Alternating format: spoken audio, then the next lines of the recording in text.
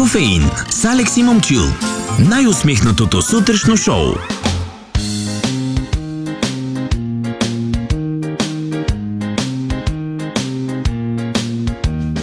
Зимата дойде, незнайно откъде. Как незнайно? С бели мечки и пингвини. Ами, Теца е студен, ще ми се на мен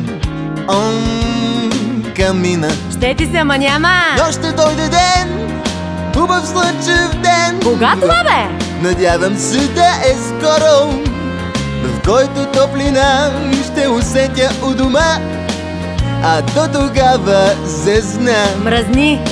Зимата дойде, незнайно откъде. Да нямам даже калорифер. Ама да си купил? Ползвам одеяла, родопски при това. И съм премръзнал. Мръзни. Но ще дойде ден, хубав слънчетен. Кога те питам, кога? Надявам се да е скоро, в който топлина ще усетя у дома.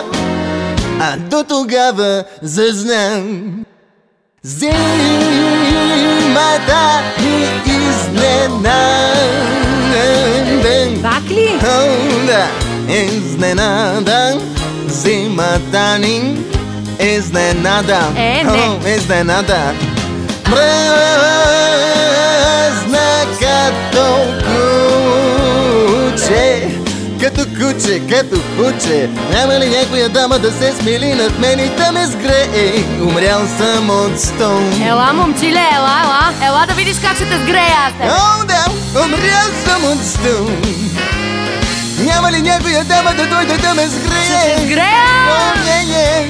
О, бъп. Бунзим, бъп. Зири, бъп. Кофеин с Алекс и Момчил. Сутрешното шоу по Радио FM+.